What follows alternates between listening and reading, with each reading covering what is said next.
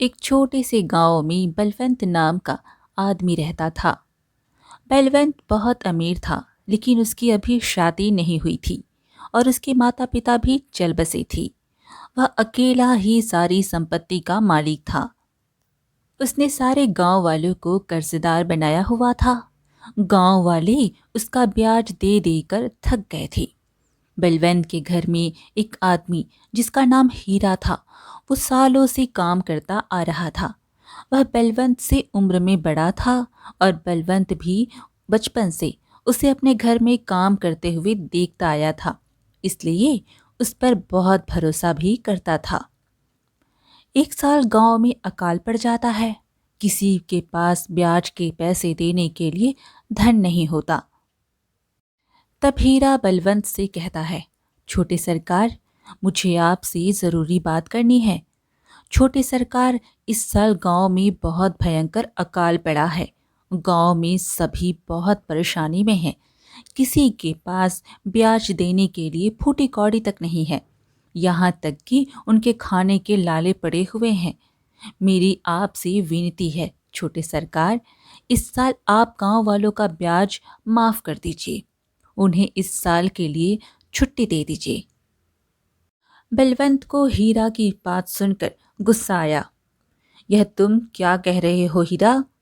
बिल्कुल भी नहीं, मैं कतई ऐसा नहीं करूंगा। वह तो इन गांव वालों को मुझसे कर्जा लेने से पहले सोचना चाहिए था।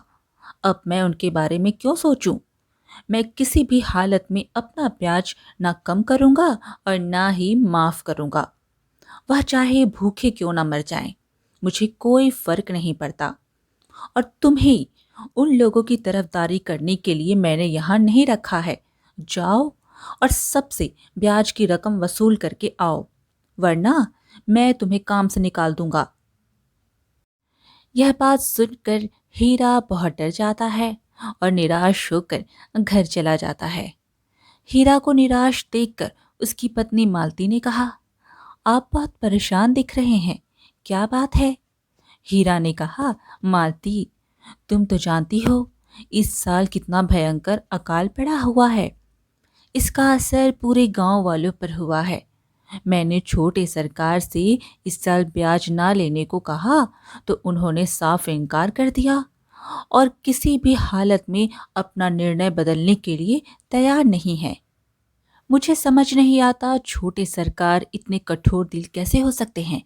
उन्हें लोगों पर जरा भी दया नहीं आती। अब तुम ही बताओ, गांव के लोग कहाँ से उनके पैसे लौटाएंगे?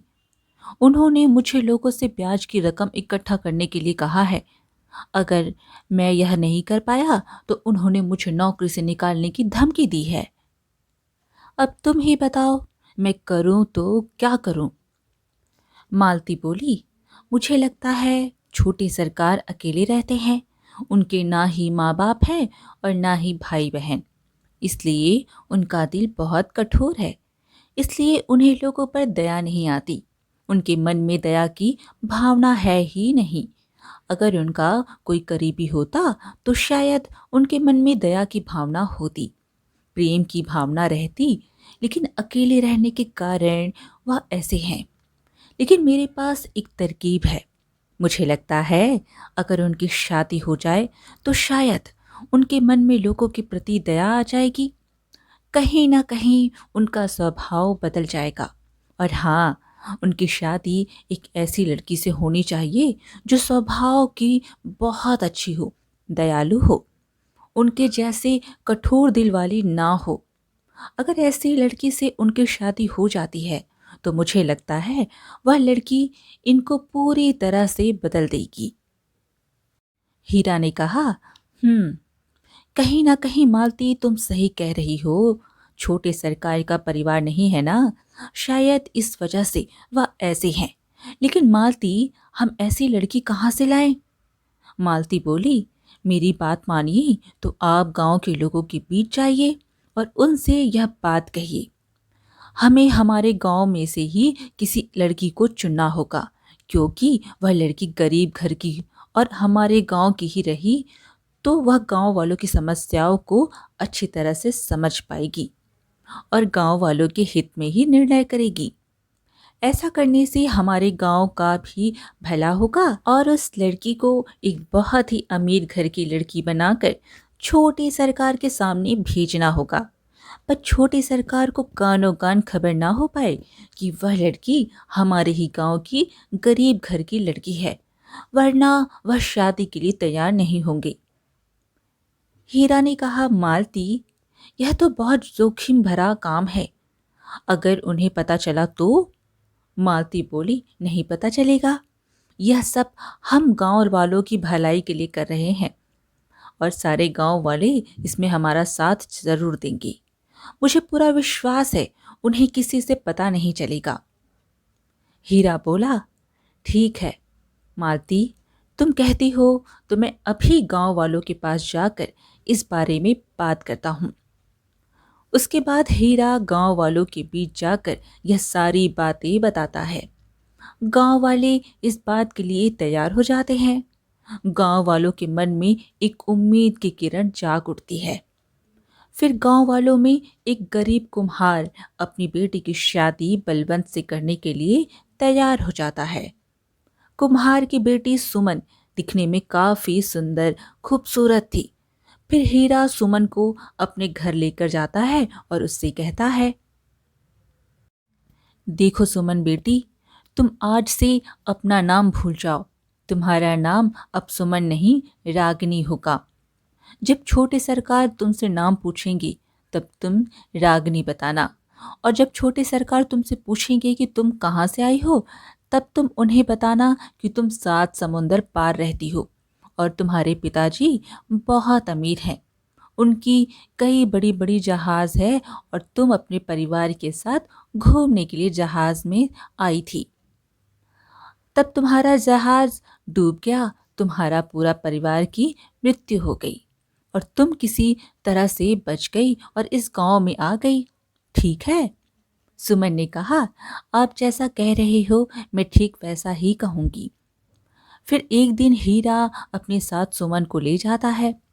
जैसे ही बलवंत सुमन को देखा तो देखता ही रह जाता है और हीरा से पूछता है, हीरा, यह लड़की कौन है? हीरा ने कहा, छोटे सरकार, यह लड़की बहुत मुसीबत में है। यह आपके पास मदद मांगने आई है। फिर बलवंत ने सुमन से पूछा, तुम्हारा नाम क्या है? तुम कौन हो? कहाँ की रहने वाली हो? और तुम्हें हमसे कैसे मदद चाहिए? सुमन ने जैसा हीरा ने कहा था वैसा ही कहा, जी मेरा नाम रागिनी है। बलवंत ने फिर पूछा, अच्छा तो यह बात है तुम्हारे साथ जो सच में बहुत बुरा हुआ? तुम फिक्र मत करो, हम तुम्हारी मदद जरूर करेंगे। तुम एक काम करो, तुम यहीं रहो, हम तुम्हारे घर वाले और रिश्तेदारों का पता लगाएंगे। जब तक उनका पता नहीं लग जाता तुम यहीं हमारे घर में रह सकती हो। तुम्हें यहाँ किसी बात की कोई कमी नहीं होगी। फिर रागिनी यानी कि सुमन बलवंत की हवेली में रहने लगी। धीरे धीरे बलवंत उसे पसंद करने लगता है। फिर एक दिन हीरा ने बलवंत से कहा, छोटे सरकार, मुझे तो लगता है रागिनी के परिवार वाले शायद अब इस दुनिया में नहीं रहे। अब वह पूरी तरह से अनाथ और अकेली हो गई है। मैं सोच रहा था कि क्यों ना आप रागिनी से शादी कर लें। वैसे भी आपकी उम्र हो चली है, आपको अब शादी कर लेनी चाहिए। और रागिनी का भी इस दुनिया में कोई नहीं और वो हैसियत में भी आपके बराबरी की भी है। बलवंत बोला, हाँ हीरा, शायद तुम सही कह रहे हो। मैं भी ऐसा ही कुछ सोच रहा था कि वैसे भी मुझे शादी तो करनी ही है, क्यों ना मैं रागिनी से ही शादी कर लूं। रागिनी पूरी तरह से मेरी पत्नी बनने के लायक है, लेकिन क्या वह इस बात के लिए राजी होगी? हीरा ने कहा, छोटे सरकार, वह आप मुझ पर छोड़ दीजिए, मैं उन्हें राजी कर लूंगा। वैसे भी उनका तो इस दुनिया में कोई है भी नहीं, तो मुझे लगता है उन्हें कोई आपत्ति होगी भी नहीं, वह भी मान जाएंगी। ठीक है हीरा, तुम मुझसे बात करो। फिर हीरा फिर से थोड़ी देर बाद बलवंत के पास आकर कहता है, छोटे सरकार, रागिनी जी की शादी के लिए एक शर्त है। अगर वह शर्त पूरी होती है तो ही वह शादी करने के लिए तैयार है, वरना नहीं। बलवंत ने पूछा, कैसी शर्त? हीरा ने कहा, वह तो उन्होंने मुझे नहीं बताया, वह आपसे बात करना चाहती हैं। बलवंत बोला, ठीक है, हम उसके पास जाते हैं। फिर बलवंत रागनी के पास गया और बोला, बोले रागनी, तो तुम्हारी क्या शर्त है? रागनी ने कहा, मैंने गांव के लोगों से सुना है कि आप लोगों से सालों से ब्याज लेते आ रहे हैं, और इस साल तो गांव में बहुत भयंकर विपदा आई हुई है, तो ऐसे में लोग ब्याज कैसे दे पाएंगे? यह गलत है, यह सरासर लोगों पर जुर्म है। मुझे नहीं लगता कि आपको ऐसे कठिन समय में लोगों से ब्याज लेना चाहिए। मैं ऐसे कठोर दिल इंसान से शादी नहीं कर सकती। मेरे पिताजी बहुत अमीर थे, लेकिन हमेशा उन्होंने लोगों पर दया दिखाई है। शायद इसलिए ईश्वर ने उन्हें बहुत कुछ दे रखा था। मैं हमेशा से सोचती थी मेरा होने वाला पति भी मेरे पिता की तरह दयावान हो, नेक दिल हो, और आप तो उससे विपरीत हो। इसलिए आपसे शादी करने के लिए मेरा मन नहीं मानता। अगर आप मेरी एक शर्त पूरी कर सकती हैं तो ही मैं आपसे शादी करने के लिए तैयार हूँ। यह बात सुनकर बलवंत उलझन में पड़ जाता है, लेकिन रागिनी की सुंदरता के आगे वह कमजोर पड़ जाता है।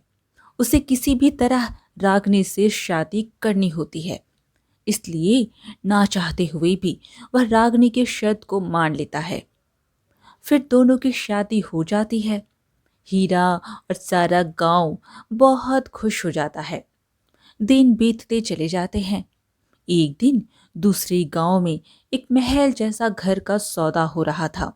बलवंत उसे खरीदने के लिए तैयार था। तभी एक बहुत बड़ा व्यापारी आकर बोलता है, यह महल तुम्हारे जैसे के पास नहीं, हमारे जैसे रईस के पास होना चाहिए। तुमने इस महल की बहुत कम कीमत लगाई है, हम इसकी दुगनी कीमत देने के लिए तैयार हैं, लेकिन यह महल मेरा ही होना चाहिए। मैं तुम्हें कल के कल ही इसकी कीमत दे दूंगा। उस महल का मालिक राजकिशोर यह सुन बहुत खुश हो जाता है और उस दूसरे व्यापारी को वह महल देने के लिए तैयार हो जाता है। बलवंत का वहां बहुत अपमान होता है। यह अपमान सह नहीं पाता।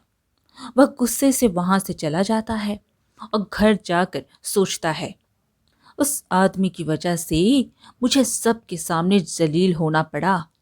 आज तक मेरे कभी ऐसे दिन नहीं आए। मेरे सामने मुंह खोलने की किसी की औकात नहीं थी।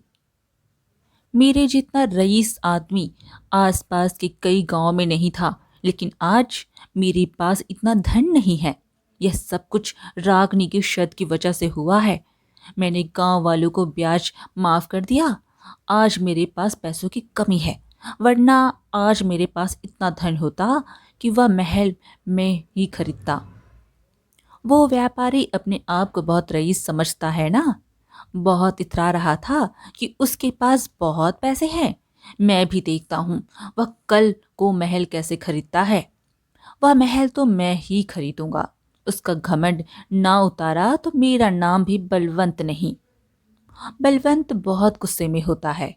वह अपने आदमियों को बुलाकर उस व्यापारी के घर में चोरी करने के लिए भेजता है और बलवंत के लोग उस व्यापारी के घर जाते हैं और उसके तिजोरी से बहुत सारा धन चुरा कर लेकर आते हैं।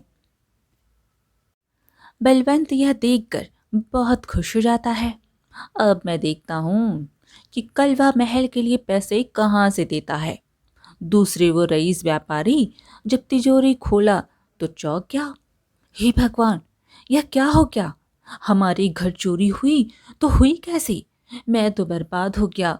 मेरी तो जिंदगी भर की कमाई चली गई।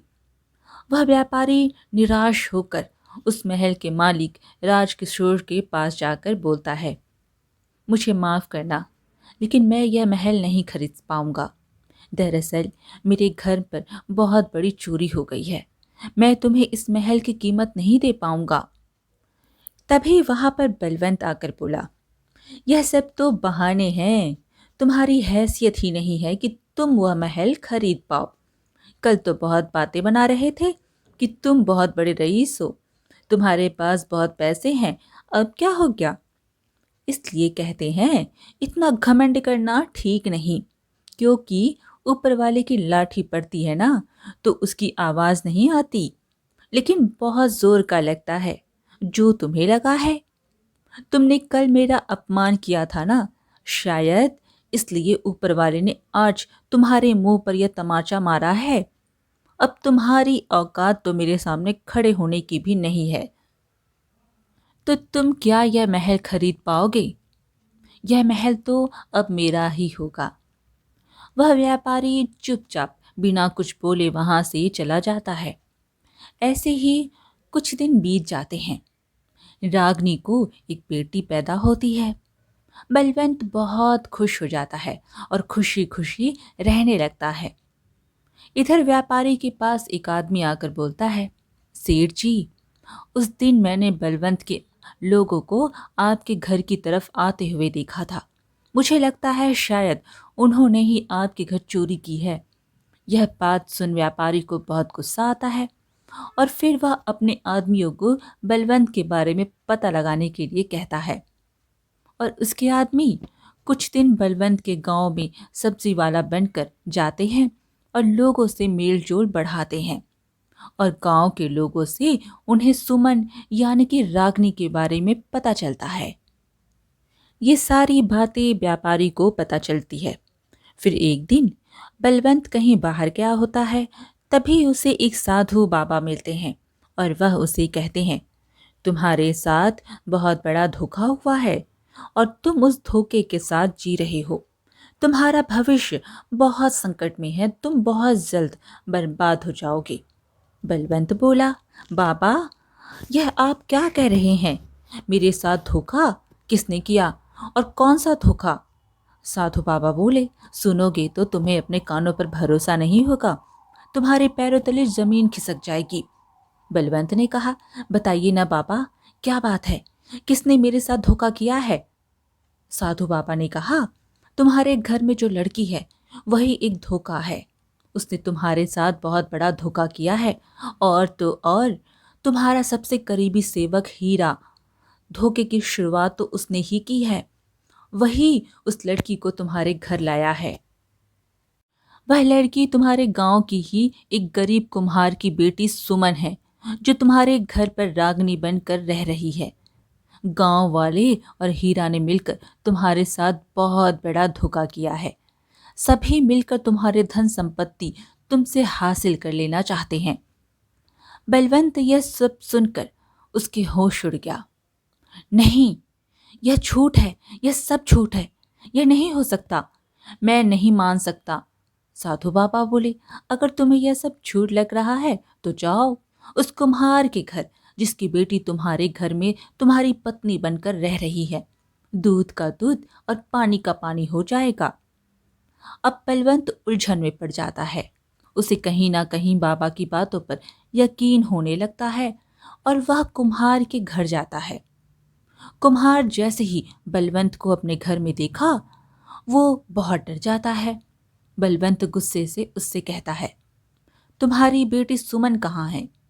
कुम्हार बहुत डर जाता है और डर के मारे वह कुछ नहीं बोल पाता। बलवंत चिल्लाकर बोला, सच सच बताओ, अगर तुमने झूठ बोलने की कोशिश की तो मैं तुम्हारी बेटी सुमन को मार डालूंगा। कुम्हार डर के मारे बोला, नहीं नहीं सरकार, ऐसा मत कीजिए, माफ कर दीजिए, हमने यह सब हीरा जी के कहने पर किया था। इसमें हमारी कोई गलती नहीं है, मेरी बेटी निर्दोष है, उसने कुछ नहीं किया, उसने तो बस गांव वालों के लिए हीरा का साथ दिया था और हीरा के कहने पर ही आपसे शादी की थी, हमें माफ कर दीजिए। बलवंत को बहुत गुस्सा आता है और वह सारी बातें समझ जाता है। फिर गुस्से से घर जाकर वह सुमन से कहता है, सुमन, जरा यहाँ तो आना। सुमन आ गई और बोली, बोलिए ना, क्या बात है? बलवंत बोला, मैंने सुमन कहा, तुम्हारा नाम सुमन है क्या? सुमन घबरा कर बोलने लगी, जी, वह मैंने ठीक से सुना नहीं, मेरा नाम सुमन नहीं रागनी है। बलवंत बोला, झूठी मक्कार, और कितना झूठ बोलेगी? तुम्हारी सच्चाई मेरे सामने आ चुकी है। अभी के अभी निकल मेरे घर से। तुम्हारे लिए मेरे घर में कोई जगह नहीं है, और अपनी बच्ची को भी यहाँ से लेकर जा। तेरी हिम्मत कैसे हुई मुझसे झूठ बोलने की और मुझसे शादी करने की? तेरी तो मेरे सामने खड़े रहने की भी औकात नहीं है। दूर हो जा मेरी नजरों से, वरना तुझे और तेरी बच्ची को मैं अभी यहीं मार डालूंगा। सुमन को यह सब सुन बहुत बड़ा धक्का लगता है। सुमन बलवंत का गुस्सा देख बहुत डर जाती है। वो सोचने लगती है, इनको यह सारी बातें कैसे पता चली? अब क्या होगा? मुझे लगता है मेरा यहाँ से जाना ही ठीक होगा, नहीं तो यह मेरी और मेरी बच्ची की जान ले लेंगे। और सुमन वहां से चली जाती है। फिर हीरा वहां आता है और बलवंत हीरा से कहता है, एहसान फरामोश, तुझे शर्म नहीं आई? जिस थाली में खाता है उसमें छेद करता है। मैंने तुझ पर कितना भरोसा किया था, और तूने मेरे भरोसे का यह सिला दिया। यह सब तूने मेरी दौलत के लिए किया ना? इसलिए तूने एक भिखारी कुम्हार की बेटी को यहाँ लेकर आया, तो उसके जरिए मेरी सारी धन दौलत पाना चाहता था। यह सब तेरी चाल थी। तू तो आस्तीन का सांप निकला। हीरा भी घबरा गया और बोलने लगा, नहीं छोटे सरकार, आप गलत समझ रहे हैं। मैंने यह सब आपकी दौलत के लिए नहीं किया। मैंने तो बस गांव वालों की भलाई के लिए किया था। आप गांव वालों की तकलीफ समझ ही नहीं रहे थे। वह भी सारे गांव वाले इतना ब्याज कहाँ से देते? मैंने सबकी भलाई के लिए ही यह सब किया था। मैंने सोचा कि अगर आपकी शादी हो जाए तो आपका भी दिल पिघल जाएगा, आपका भी घर बस जाएगा, कहीं ना कहीं आप बदल जाएंगे। बस यही सोचकर मैंने आपकी शादी करवाई थी। मैंने यह सब खुद के लिए नहीं किया था, मेरा यकीन कीजिए। इसमें मेरा खुद का कोई स्वार्थ नहीं था। बलवंत गुस्से से बोला, बस अब बहुत हो चुका। अब मैं तुम्हारे बातों में नहीं आऊंगा। मुझे तुम सारे लोगों की सच्चाई पता चल गई है। निकल जा मेरे घर से, और आइंदा मेरे सामने मत आना, वरना मुझसे बुरा कोई नहीं होगा। हीरा बलवंत को समझाने की बहुत कोशिश करता है, लेकिन बलवंत उसकी एक नहीं सुनता और उसे काम से निकाल देता है। हीरा अपने घर आता है और मालती को सारी बातें बताता है। दोनों पति पत्नी बहुत निराश हो जाते हैं। फिर बलवंत के घर वही साधु बाबा आते हैं। बलवंत उन्हें देखते ही बोलता है, बाबा, आप और यहाँ? साधु बाबा बोले, हाँ बेटे, मैं जानता हूँ तुम इस वक्त बहुत परेशानी में हो। बलवंत बोला, हाँ बाबा, मैं पूरी तरह से टूट चुका हूँ। मेरे अपनों ने मुझे बहुत बड़ा धोखा दिया है। मैं तो कभी सोच भी नहीं सकता था कि वह रागनी एक गरीब कुम्हार की बेटी निकलेगी, और वह हीरा जो सालों से हमारे यहाँ काम कर रहा है, हमारे दिए हुए टुकड़ों पर पलता रहा है। उसने मेरे साथ इतना बड़ा विश्वासघात किया। आपका बहुत बहुत धन्यवाद बाबा। आज आपकी वजह से मैं इन सब की सच्चाई जान पाया। अगर आप ना होती तो मैं तो कभी जान ही नहीं पाता, और एक दिन ये सारे लोग मुझे बर्बाद कर छोड़ते। साधु बाबा बोले, निराश मत हो बेटा, मेरे पास तुम्हारी हर समस्या का समाधान है। मेरी बात ध्यान से सुनो। तुम्हारे जीवन में एक ऐसी लड़की आएगी जिसके आते ही तुम्हारा प्यारा जीवन पूरी तरह से बदल जाएगा। तुम्हारे पास इतना धन, ऐश्वर्य और सुख आएगा जिसकी तुमने कभी कल्पना भी नहीं की होगी। यह सब उस लड़की के आने की वजह से होगा।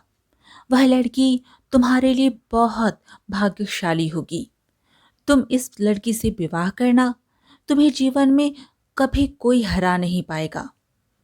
बलवंत ने कहा, क्या आप सच कह रहे हैं बाबा? वह लड़की मुझे कहाँ मिलेगी?